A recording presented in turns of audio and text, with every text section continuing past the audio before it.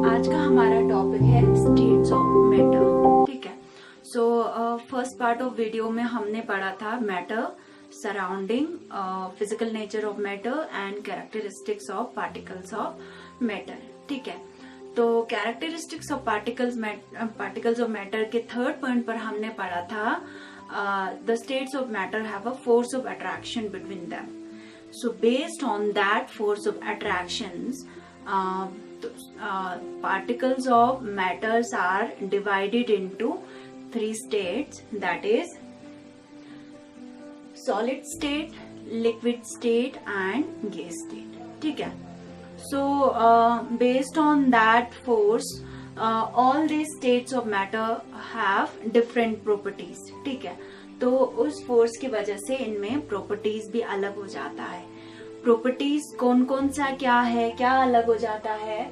So at least मैंने यहाँ पे 10 प्रॉपर्टीज नोट किया है, तो आज हम ये 10 प्रॉपर्टीज डिस्कस करेंगे। ठीक है, सो फर्स्ट ऑफ ऑल ये पैकिंग, इनकी फोर्स ऑफ अट्रैक्शन की वजह से इनकी पैकिंग अलग हो जाता है, इनकी फोर्स ऑफ अट्रैक्शन अलग हो जाता है, स्पेस, पार्टिकल के बीच का जो स्पेस वो अलग हो जाता है, शेप अलग हो जाता है, इनका वॉल्यूम अलग हो जाता है, कंप्रेसिबिलिटी अलग हो जाता है, kinetic energy, viscosity, fluidity and density, ये सारे प्रॉपर्टीज इनके अलग हो जाता है। ठीक है, सो सबसे पहले हम लोग पैकिंग की बात करेंगे।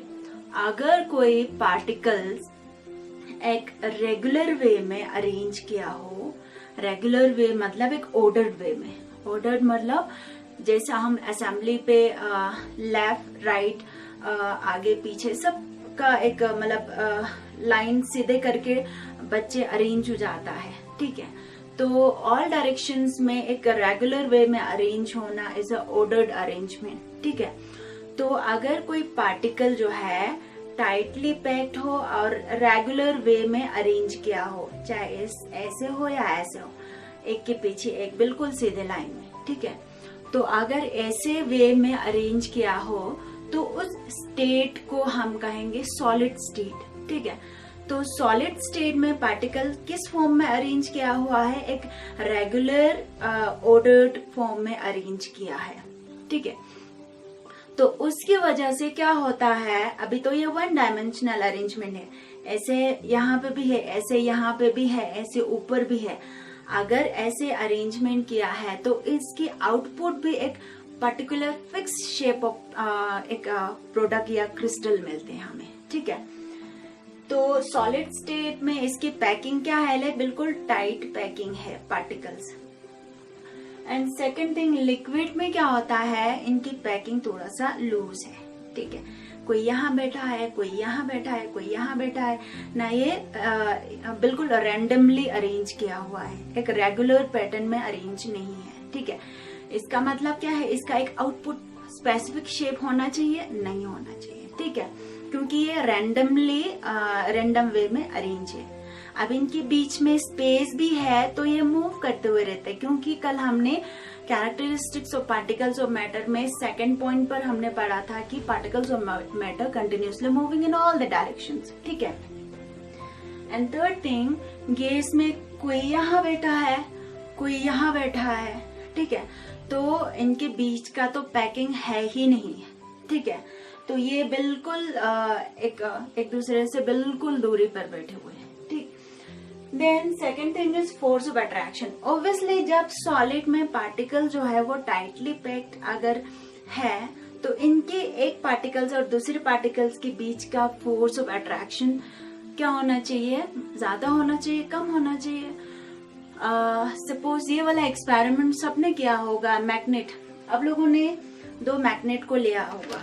ठीक है, जब ये 2 मैग्नेट को हम क्लोज लेके आएंगे तो इनका फोर्स ऑफ अट्रैक्शन बढ़ जाता है। जब हम ये मैग्नेट को दूर लेके जाते हैं तो इनके फोर्स ऑफ अट्रैक्शन डिक्रीज हो जाता है ऑब्वियसली। ठीक है, तो मतलब क्या हुआ, सॉलिड में पार्टिकल्स टाइटली पैक्ड किया है तो इट मीन्स ये पार्टिकल एक दूसरे के इतने क्लोज बैठे हैं, तो इनका फोर्स ऑफ अट्रैक्शन क्या होना चाहिए, ऑब्वियसली ज्यादा होना चाहिए। ठीक, सो लिक्विड के केस में मॉलिक्यूल्स के बीच में थोड़ा सा स्पेस है।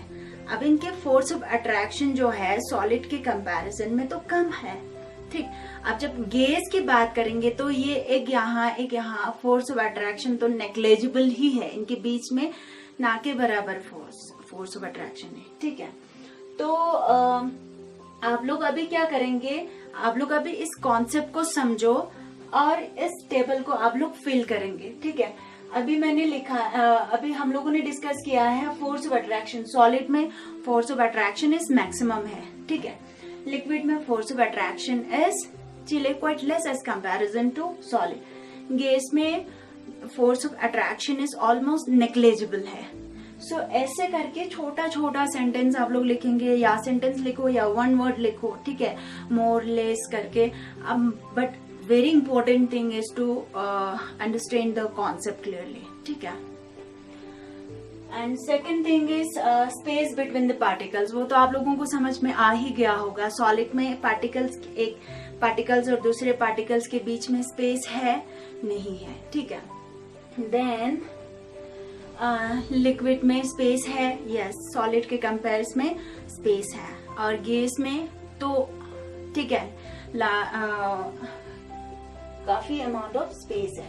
देन नेक्स्ट शेप, अभी हम लोगों ने इसकी रेगुलर वे ऑफ अरेंजमेंट के बेसिस पर हमने इसका शेप डिस्कस किया है, ठीक है।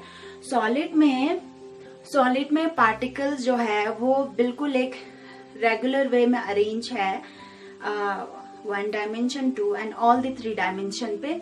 तो इसका आउटपुट शेप क्या आ जाता है, इसका आउटपुट शेप जो है एक डेफिनेट शेप, एक स्पेसिफिक शेप आ जाता है, ठीक है। एंड लिक्विड में पार्टिकल जो है वो रैंडमली मूव करते हुए रहते हैं, तो इनमें कोई आउटपुट एक शेप नहीं आते हैं। तो लिक्विड का शेप क्या होता है, लिक्विड जो है वो अपने कंटेनर का शेप लेते हैं, ठीक है।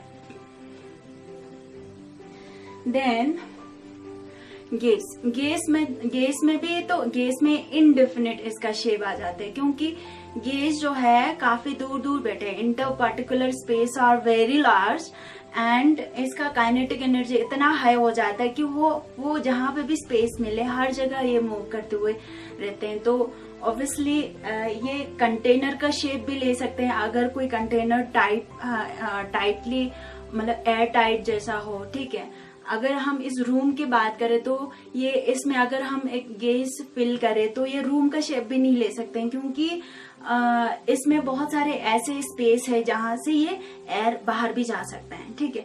तो हम इसकी स्पेसिफिक शेप को हम डिफाइन नहीं कर सकते, ठीक। वॉल्यूम को हम एग्जैक्टली डिफाइन नहीं कर सकते।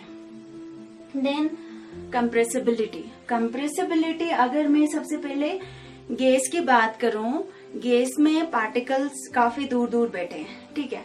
तो क्या होता है, ये एक पार्टिकल्स यहाँ है, ये एक पार्टिकल्स यहाँ है। अगर मैं इसको यहाँ से फोर्स लगा के इस पार्टिकल्स को कंप्रेस करने की कोशिश करूं, ये एक मिनिमम वे तक ये कंप्रेस हो जाता है, इसके बाद ये कंप्रेस नहीं होता। मीन्स मैंने यहाँ से लेके यहाँ तक तो कंप्रेस किया, क्यों किया, because there are large numbers of space in between the particles are there, ठीक है। दैट्स व्हाई मैं इसको इजिली कंप्रेस कर पाया, ठीक। एंड अगर सेकंड थिंग मैं सीधे सॉलिड की बात करूं, सॉलिड में पार्टिकल जो है वो ऑलरेडी टाइटली पैक्ड करके बैठा हुआ है, ठीक। तो इसको मैं फर्दर यहाँ से प्रेशर लगा के इसको कंप्रेस करूं, so there is no space to move the particle. तो मैं यहाँ से जितना भी फोर्स लगाऊं ये कंप्रेस नहीं होगा, ठीक है। तो कंप्रेसिबिलिटी सॉलिड में क्या है, नेग्लिजिबल है, ना के बराबर, क्योंकि सॉलिड कंप्रेस नहीं होता है। और गैस में कंप्रेसिबिलिटी हाई है। सिमिलरली लिक्विड की बात करें तो आप लोग आज एक घर में अगर पॉसिबल हुआ तो एक एक्सपेरिमेंट करना,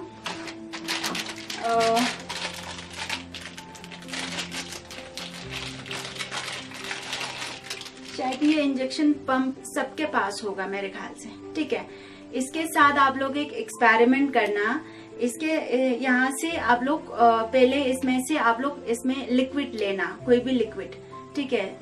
कोई यूनिवर्सल लिक्विड की बात करें, वाटर ले लो, फिर इसके बाद आप लोग ये वाला पॉइंट क्लोज करो, ठीक है, बिल्कुल क्लोज करके फिर यहाँ से कंप्रेस करो आप, ठीक है, कंप्रेस करो। अगर थोड़ा सा भी कंप्रेस हुआ इट मीन्स लिक्विड कंप्रेसिबल है, ठीक है, बट बी श्योर यहाँ से कुछ भी एयर या कोई वाटर मॉलिक्यूल बाहर नहीं जाना चाहिए, ठीक है। तो इसको आप लोग बिल्कुल टाइट करके यहाँ से कंप्रेस करना है, ठीक है। तो आप लोग खुद ही डिसाइड करो वाटर में कंप्रेसिबिलिटी है या नहीं है, ठीक है। अगर सपोज मैं गैस की बात करूं, इसमें भी हम लोग गैस का अच्छे से कर सकते हैं। ये जो खाली स्पेस है बेस में क्या होगा, गैस होगा, ठीक है। अब मैं यहाँ से इसको टाइटली क्लोज करूंगी।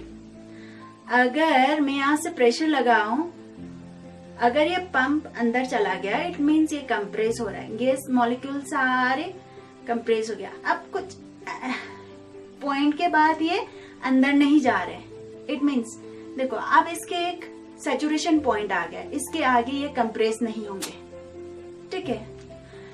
सो कंप्रेसिबिलिटी सबसे मैक्सिमम किस में मिलेगा, हमें गैस में मिलेगा, एंड सॉलिड में ना के बराबर है, लिक्विड में आप लोग मुझे बताएंगे, ठीक है। सो नीचे के कमेंट्स बॉक्स में आप लोग इसका आंसर लिखेंगे, okay. Then kinetic energy. Kinetic energy क्या होता है, हर एक पार्टिकल्स, कल हमने characteristics of particles of matters में सेकंड पॉइंट पर हमने पढ़ा था कि पार्टिकल्स हर जगह मूव करते हुए रैंडमली ऑल पॉसिबल डायरेक्शंस में मूव करते हुए रहते हैं, ठीक है। तो ये क्यों मूव करते हैं, इसके पास कोई एनर्जी होगा तभी तो ये मूव कर रहा है, ठीक है। सो पार्टिकल्स को मूव करने के लिए जो एनर्जी इनके अंदर प्रेजेंट होता है उसको हम कहेंगे काइनेटिक एनर्जी। अगर पार्टिकल्स के अंदर एनर्जी है बट वो मूव नहीं कर रहा है, एक ही पोजीशन पे ये स्टेशनरी है, इट मीन्स इसके अंदर एनर्जी तो है बट स्टोर करके रखा है। जो एनर्जी रेस्ट फॉर्म में स्टोर करके रखा होता है उसको हम कहेंगे पोटेंशियल एनर्जी। अभी ये एनर्जी रेस्ट फॉर्म में है, अब वही एनर्जी जो है पार्टिकल्स को मूव करने के लिए यूज करता है। अब ये पार्टिकल्स रेस्ट फॉर्म में है, नहीं है, अब ये पार्टिकल किस फॉर्म में है, मोशन, ठीक है, पार्टिकल मूव कर रहा है। तो अब इसकी मोमेंटम ज्यादा हो गया। अब जब मोमेंटम ज्यादा होता है तो ये सारे पोटेंशियल एनर्जी काइनेटिक एनर्जी में चेंज हो गया। Kinetic energy means simple terms में एनर्जी फॉर मोशन या energy due to motion, okay. So next में अगर मैं विस्कोसिटी की बात करूं, viscosity means resistance to flow, ठीक है। सॉलिड में पार्टिकल्स लोग क्या करते हैं, पार्टिकल्स का फोर्स ऑफ अट्रैक्शन ज्यादा होता है तो इनमें मिनिमम स्पेस होता है। उस फोर्स ऑफ अट्रैक्शन की वजह से ये पार्टिकल्स जो है ये फ्रीली मूव नहीं कर पाते हैं। वही फोर्स जो है ये इनके लिए एक रेजिस्टेंस बन जाता है, एक बैरियर बन जाता है, ठीक है। तो उसी फोर्स की वजह से ये पार्टिकल मूव नहीं कर पा रहे। अल्टीमेटली सॉलिड में विस्कोसिटी क्या हुआ, सॉलिड में विस्कोसिटी ज्यादा हो जाता है, ठीक है, यानी रेजिस्टेंस टू फ्लो, यानी इजीली फ्लो नहीं कर पाते हैं, ठीक। लिक्विड में ऑलरेडी ये लोग फ्लो तो कर रहे हैं, हाई स्पीड से तो नहीं कर रहे, बट सॉलिड के कंपेयर में तो ये लिक्विड पार्टिकल जो है वो इजिली फ्लो करते हैं। अब इसमें कोई ऐसा बैरियर वाले चीजें नहीं है जो इनको फ्लो करने में रोक रहा है। इसमें force of attraction, definitely there is a force of attraction, but as comparison to solid there is a less force of attraction. That's why इसमें फ्लूइडिटी जो है, विस्कोसिटी जो है सॉलिड के कंपैरिजन में कम है। अब गैस में तो पार्टिकल दूर दूर बैठे हैं, यहाँ पे तो कोई फोर्स ऑफ अट्रैक्शन भी नहीं है तो पार्टिकल इजीली फ्लो करेंगे, ठीक है, कोई बैरियर भी नहीं है, तो इसमें विस्कोसिटी ना के बराबर है, ठीक। सिमिलरली फ्लूइडिटी, फ्लूइडिटी इसी की ऑपोजिट, एबिलिटी टू फ्लो। कौन इजीली फ्लो कर पा रहे हैं, ऑब्वियसली गैस। गैस जो है उसका सबसे ज्यादा फ्लूइडिटी प्रॉपर्टी गैस में सबसे ज्यादा होता है, क्योंकि इंटर पार्टिकुलर स्पेस इतना ज्यादा है तो कोई फोर्स ऑफ अट्रैक्शन इसका बैरियर नहीं बनता है, ठीक है। So fluidity property is maximum in gas state, ठीक है, एंड काइनेटिक एनर्जी भी इनका सबसे ज्यादा होता है। So particles in gaseous states have a maximum fluidity. Then fluidity सबसे कम ऑब्वियसली किस में होना चाहिए, सॉलिड में, क्योंकि अब सॉलिड इतने टाइटली पैक्ड करके बैठा है तो क्या इसमें एबिलिटी है इनको फ्लो करने का? नहीं है। So fluidity property is minimum और नेग्लिजिबल इन सॉलिड। ठीक है। सो जितने भी सॉलिड चीजें हमारे घर पे है उसमें सारे पार्टिकल्स टाइटली पैक किया हुआ है, क्या वो फ्लो करता है? आज हमारे टेबल और बोर्ड यहाँ पे है, बाद में ये फ्लो कर रहा है क्या? नहीं, क्योंकि ये इसमें एबिलिटी ही नहीं है फ्लो करने का, इसमें विस्कोसिटी ज्यादा है। ठीक है। And the last very important thing is density. Density को मैं आप लोगों को एक सिंपल वे में बताऊं। डेंसिटी का मतलब होता है density is equal to mass upon volume. ठीक है। सपोज ये इन सबका साइज सेम हो, मान लो ये भी 1 सेंटीमीटर 1 सेंटीमीटर 1 सेंटीमीटर 1 सेंटीमीटर, सारे 1 सेंटीमीटर का हो, 1 सेंटीमीटर। अगर मैंने सब सेम साइज का अगर एक बॉक्स लिया, ठीक है, 1 सेंटीमीटर क्यूब का एक बॉक्स लिया, उसमें मैंने पार्टिकल्स डाला, एक क्यूब में मैंने पार्टिकल को बिल्कुल टाइट करके डाला है, तो कितने पार्टिकल इसके अंदर गए? 1 2 3 4 5 6 7 8 9 10 13 14 15 पार्टिकल्स है। इसमें कितने पार्टिकल्स हैं? 15 पार्टिकल्स, वही सेम वॉल्यूम के अंदर। ठीक है। इसमें कितने पार्टिकल है? 1 2 3 4 5 6 7 8 9 है, 9 अपॉन वॉल्यूम। इसमें कितना है? 5 अपॉन सेम वॉल्यूम। ठीक है, 5 अपॉन सेम वॉल्यूम। तो सेम वॉल्यूम के अंदर अगर जितना मास किसमें सबसे ज्यादा है?